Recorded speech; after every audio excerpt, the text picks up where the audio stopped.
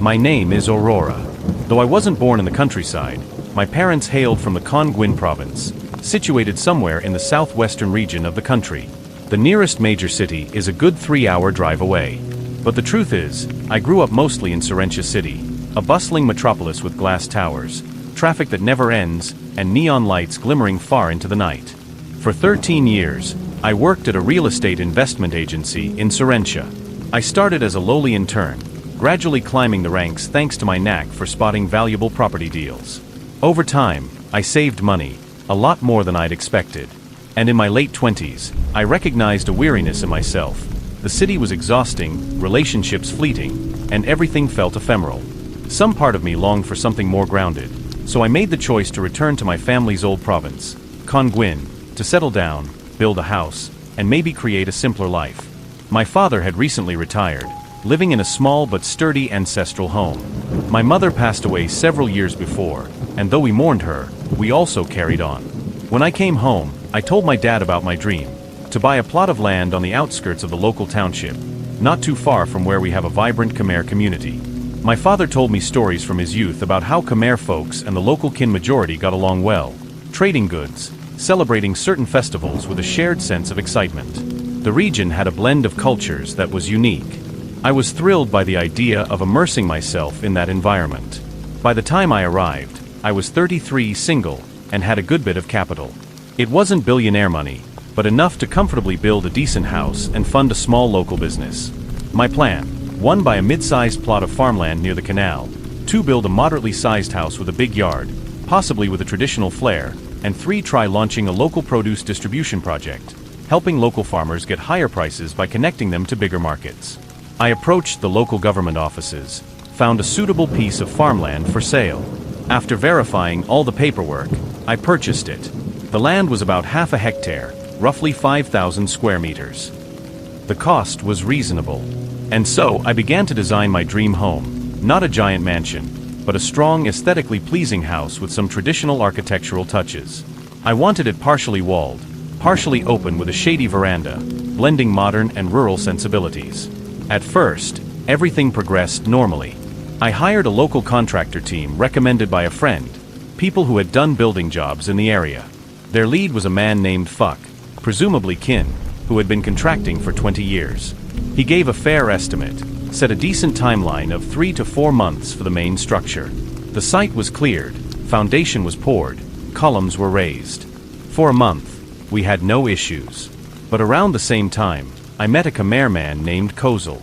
He was initially introduced to me by one of my father's old acquaintances, as someone who knew many local families and could help me find the best deals on local building materials. We seemed to get along just fine, or so I thought. Kozel was maybe in his late 30s, taller than average, with tanned skin, an angular face. He had an air of quiet confidence. One evening, he invited me to visit his aunt's orchard, claiming I might want to purchase fruit in bulk or explore a distribution partnership. That orchard trip was interesting: bright pomelos, luscious papayas, and bananas. By dusk, we parted ways. I was thankful for his introduction to the orchard. Within a few days, Kozel seemed more present in my life. He'd drop by the construction site unannounced, bring me snacks or special teas, chat about progress. Often, he'd beckon me into side conversations about potential land deals. He even helped me fix a faulty motor pump for the site's water usage. My father initially found him polite enough. I was slightly flattered by his attention, but also cautious, as I didn't want a romantic entanglement. My father would teasingly ask me, "He dropping by again?" "Idno." We'd laugh it off. Within a month, I noticed something odd about my emotions. Normally, I'm the type of person who likes to keep professional boundaries. Yet, I started feeling an unexplainable longing to see Kozel each day. If he didn't come by, I'd feel unaccountably anxious or irritable. When I visited the orchard or the surrounding farmland, I'd daydream about him. My father asked me one morning if I was falling for that Kozel fella, and I found myself angrily denying it, yet inside I felt uncertain. Why was I so emotionally volatile? Even more bizarre, when I tried focusing on my building plans or the prospective local distribution business, I kept drifting mentally, fantasizing that Kozel might become my partner in some aspect. Or I'd catch myself spontaneously making decisions I wouldn't normally make. like ordering extra building materials on Kozel's suggestion, even though the contractor had not asked for them. I also found myself ignoring phone calls from my best friend back in Sirentia, who tried to warn me, don't trust people so blindly there, especially new friends. You never know. Normally, I valued her advice, but in that span, I basically brushed her off. Time passed, and the main structural phase was nearly complete. But strange cost overruns began appearing in the finances. Contractor Fuck was confused, saying, "We didn't actually need all that extra steel or extra tile. Why'd you bring them in?" I shrugged, telling him Kozel had recommended certain expansions.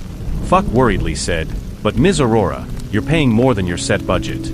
Are you comfortable with that?" And weirdly enough, I'd become dangerously unconcerned about budget.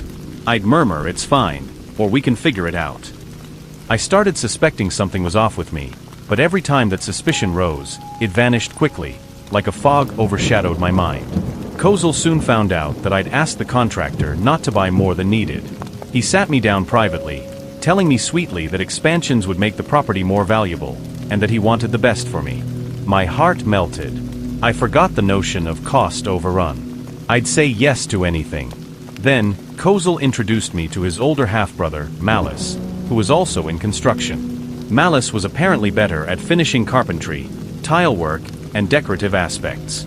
Kozel told me Malice could do wonders finishing my house if I'd let the original contractor go or reduce his scope. At that point, I'd known Kozel for about 2 months, and I'd started to rely heavily on his suggestions. My father, noticing my enthrallment, worried something was very wrong. He tried speaking to me, "Aurora, this Malice, do you even know his track record? Are you sure it's wise to let the first contractor go now?" I dismissed him coldly, which was entirely out of character. I told him, "Dad, you don't understand business or the local ways here. Let me handle it." He was taken aback. I rarely speak to him so harshly, but I couldn't quell the resentment. It was as if my father was an obstacle to my bizarre feelings for Kozel. One night, my father confided in an old friend, an older local man named Borin, half kin, half KHMER, who said that sometimes unscrupulous KHMER families use buoy-you love spells to manipulate wealthy or naive individuals. It's not about the entire KHMER community, but certain individuals who are unscrupulous might do it for money or power. "We do see that from time to time," Borin had said. My father confronted me with that rumor the next morning, but I felt an irrational anger swirl inside me. "How dare you say that about Kozel and his family? They're good people," I hissed. My father looked pained but only sighed, "I fear for you, dear child." It was soon after that my nightmares began. The first nightmare, I woke about 2 a.m., drenched in sweat. I dreamt of a black silhouette. Sometimes it looked like a man with very gaunt limbs. Sometimes it was just a swirling black cloud. In the dream, I felt a scorching heat in my chest and gut. The black figure whispered in a language I couldn't understand. Maybe KHMER, maybe something older. Then it roared with laughter. Next morning, I discovered scratch marks on my arms. I'd never done that to myself before. I started losing appetite. My once robust immune system seemed to fail me. I got migraines at midday, feeling disoriented, as if my mind was partially blank. My father, frantic, insisted I see a doctor. The doctor found nothing physically wrong, attributing my state to stress, mild depression, or anxiety. My father tried talking me into seeing a Buddhist monk at the local pagoda, but each time he mentioned pagodas or monks, I'd recoil in hostility. Meanwhile, the house's finishing work was in chaos. Malice had replaced Fuck's crew. Malice took charge, but progress slowed drastically. He'd demand money for materials I never saw delivered. On the days I tried to check, I'd find myself unexplainably drained or I'd black out for short moments. Time started losing coherence for me. Something was deeply wrong, but I'd been subdued by that intangible force. One late evening, it must have been near midnight, I felt throbbing, stabbing pains in my abdomen, sharper than ever before. I'd had these pains sporadically, but never this severe. My father heard my cries, rushed to my side, insisted we go to the hospital. But once again, in a near trance, I argued that we should call Kozel. My father refused. He forcibly got me in the car and we headed for the local district hospital. En route, my father shared a suspicion. I suspect they're using something stronger than a love spell. Possibly alilam, razoblit. course. I've heard tales of such black magic that slices a victim's insides. I tried to wave it off, but the pain was excruciating. At the hospital, tests were inconclusive. Physically, your scans show no real injury or infection, said the puzzled doctor. We see no reason for this intense pain. My father left to buy me water. While he was gone, I glimpsed a shadow outside the hospital corridor. A figure somewhat resembling Malice, Kozel's older brother. He quickly stepped away out of view. Or was I hallucinating? The following day, as I lay in bed at home, an acquaintance visited, my old friend from Serentia, Julia. She had traveled hours to see me after hearing I was ill. She insisted we must consult a spiritual medium or a well-respected local monk. We called Borin, my father's friend. Borin arranged an introduction to a well-known Khmer exorcist or Thay, named Kru Sakna, living in a more remote part of the province, about an hour's drive away. Night came, and again, I felt scorching pain in my belly. I'd faint, awake, faint again. My father told me afterwards that in my delirium, I'd speak scraps of Khmer, even though I only vaguely understand some. My father, Julia, and Borin had had enough. They forcibly carried me into our pickup truck in the early morning, and we traveled to see this Kru Sakna. We arrived at a modest stilt house by a canal, partially hidden by tall coconut trees. An old man with a shaved head and a gentle expression greeted us. This was Kru Sakna. Although old, he stood steadily, wearing plain clothes. He guided me into his living area, which served as a small shrine with Khmer writings, statues, and traditional ornaments. He asked me to sit cross-legged on a woven mat. The heat in my stomach flared up again, and I cried in pain, rolling slightly. He calmly placed a hand on my forehead, closed his eyes, and murmured a chant in Khmer. After a moment, he told Borin in a mix of Khmer and broken kin language that I'd been inflicted with not one, but two forms of black magic. A Bua Yu, binding me psychologically to the caster, likely Kozel, and a Bua Loy Lam, introduced by Malice or possibly done collectively by their family.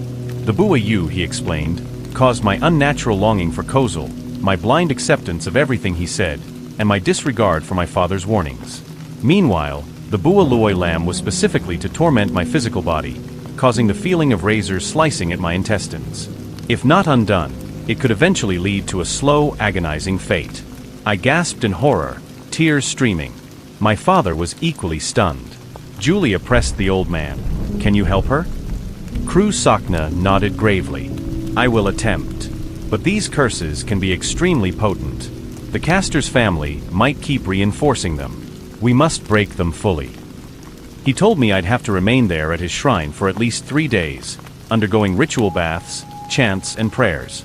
He told my father to gather certain items, a fresh coconut from a tree at dawn, a piece of my unwashed clothing from before I'd begun having the nightmares, some betel leaves, charcoal from my home's kitchen stove, and an egg from a black-feathered hen. They hurried off to gather those. Meanwhile, Julia stayed with me, helping me remain calm. I was told to fast except for water or a bland rice porridge. The old man performed a series of elaborate incantations around me. At times, my body convulsed and I'd let out guttural moans as if something inside me was fighting. He'd flick small drops of special herbal water onto me. I saw fleeting shadows dance on the walls, though it might have been the oil lamp's flicker. Then the old man used a small copper bowl, placing the betel leaves, the charcoal, and a piece of that black hen's egg I had cracked into the water. He chanted for about half an hour. The water gradually turned murky, swirling strangely. At certain points, I felt the stinging in my belly intensify, then subside. As for the Bua Yu, he used a different approach. He lit incense and repeated certain prayers. He asked me to hold a mirror and with each verse, to recite I return my heart to my rightful self, in Khmer, which he taught me phonetically. My accent was poor, but I tried. Part of me struggled. It was as if a small corner of my mind still objected, wanting Kozel. I had to mentally fight that impulse, telling myself, no, this is a curse, not real love. By the second day, I felt lighter. The deep longing for Kozel lessened. That furious scorching in my belly diminished. However, I'd have random surges of pain, almost as if the spells were being renewed from a distance. The exorcist said we had to sever the link fully, or they'd keep attacking. He told my father and Julia to stand guard, not physically but spiritually, reciting certain mantras he taught them whenever I began writhing in pain. Meanwhile, the old man would intensify the chanting. This was especially crucial at dusk or midnight, the hours of transition, he said, when the curses were more potent. Sure enough, around midnight of the second day, while I lay half asleep, a swirling grayish shape manifested near the shrine's corner. I swear I wasn't dreaming. It was like a vortex, then a silhouette. My father witnessed it too, letting out a startled exclamation. The exorcist leapt up, brandishing a small sword-like object carved from hardwood, and recited a thunderous chant. The silhouette shrieked without a sound, like a silent cry in my mind, then dissipated. I collapsed into a fitful sleep. On the third day, the exorcist explained we'd be performing a final cutting ritual, severing the curses permanently. He asked me to recall the moment the curses likely took hold. I recounted how I'd eaten those strangely prepared eggs, how malice overshadowed my building site, how Kozel's mother had blown incense smoke onto me. The exorcist nodded. He assembled a second ceremony, featuring a small effigy shaped from cloth, pinned with black pins, representing me as the target of these curses. He replaced the black pins with some white cloth ribbons, chanting as he carefully removed each pin. Then he burned that black pin in a candle flame, sprinkling the ashes into salted water. He had me blow thrice onto the effigy, symbolically reclaiming my spirit. This was presumably negating the Bua Yu's hold. Another mixture, a pungent brew of dozens of local herbs, boiled on his small stove outside. I was told I'd have to bathe in it, letting it soak my scalp and body. Doing so, I felt my skin prickling as though tiny needles were lightly jabbing me all over. Then a flood of heat and a final wave of intense abdominal pain. I'd almost faint, but my father and Julia kept me upright. Once the exorcist poured a final ladle of brew over my head, I felt an instant, jarring clarity. My mind felt freed, as if an invisible chain snapped. I coughed violently, retched up some vile-smelling fluid. The exorcist parted my hair and rummaged for something near my scalp. Suddenly, he yanked out a small black thread-like fiber from behind my ear. I gagged again. He declared, "The bond is broken." That night, I slept deeply and dreamlessly for the first time in months. The next morning, I was exhausted but calm. My father asked me, "Aurora, do you still long for Kozel?" I paused, searching my feelings. The answer was no. The unnatural obsession was gone. My father wept in relief. Julia told me I'd nearly lost my sanity. She and my father had struggled to keep me from making disastrous financial and personal decisions under that curse. I was grateful beyond words for their steadfastness. Before departing, the exorcist gave me a small protective amulet carved from wood, with incantations etched in KHMER script. He told me to keep it with me always, especially at home or when traveling. He also insisted we hold a cleansing ceremony at my half-finished house, to remove any leftover negative influences Malice or Kozel or their mother might have planted. We complied wholeheartedly. We returned to the home site. Indeed, we found suspicious items, a small clay jar hidden in a corner, filled with dark hair, bits of eggshell, and luoy lamb, rusty razor blades. Another pouch of cloth stuffed under a main support beam was discovered, reeking of incense. The exorcist had joined us, chanting as these items were taken outside and burned along with salt and chili in a metal basin. Thick black smoke curled upward. As we poured special cleansing water around the perimeter, I felt the energy lighten. My father prayed to the ancestors and protective spirits, asking for forgiveness for ignorance. The exorcist concluded with final prayers. Our hearts felt immeasurably lighter. With the curses broken, I began to realize how deeply I'd been manipulated. The illusions of love for Kozel now felt repulsive. I recognized how vile Malice's plan had been. Coax me into building more, spending more, giving them as many resources as possible. Possibly they intended to keep me enthralled until I married Kozel or made him a co-owner. Even more infuriating was how they'd also cursed my family, causing them accidents or ill health, so they wouldn't effectively intervene. My father's back pains, my mother's old injuries flaring up, my younger cousin's series of misfortunes. It might have all been connected. Shortly after, I confronted Kozel. I demanded an explanation. He feigned ignorance, acting wounded that I'd accuse him. I informed him I'd found the hidden jars, the black thread-like fibers. I'd undone everything. His face grew pale. Then an instant later, he spat some harsh words in KHMER I didn't fully understand. I recognized hatred in his eyes. Possibly he'd never truly loved me, just wanted me as a puppet for money or real estate. Furious, I told him I'd cut all ties. I also fired Malice from the building project. Though half the finishing was incomplete, I decided I'd hire a more reputable local building team. When Malice came around, he tried intimidation. "You owe me money for the partial job." I retorted, "You nearly destroyed me. You put curses on me. I'll never pay you another coin." I threatened legal action if he didn't vanish. He cursed at me, then tried scaring me by referencing powerful spirits. But we had the exorcist's backing, and perhaps the knowledge I'd discovered the truth spooked him. He left, hurling insults as he went. The local rumor mill churned. Some folks in the KHMER community were outraged at Malice's clan for misusing black magic. Others felt ashamed. A fair number believed me because they'd known for years that certain unscrupulous members of that family dabbled in the dark arts. Meanwhile, Kozel's mother apparently became known for a string of suspicious incidents. The rumor was that their curses started backfiring. One of Malice's children fell ill. Various accidents befell them financially. Indeed, black magic notoriously had a law of return, punishing the caster in due time. Despite all the torment, my house's structure was salvageable. Some of the walls were halfway done incorrectly, but a new contractor corrected them. Freed from the entangling illusions, I had a clearer mind, returning to my normal savvy self. I carefully balanced costs, replanned the finishing. Over about 3 more months, the house was completed. It wasn't the massive estate Malice had tried to push me into. Instead, it was a comfortable medium-sized home with touches of traditional design.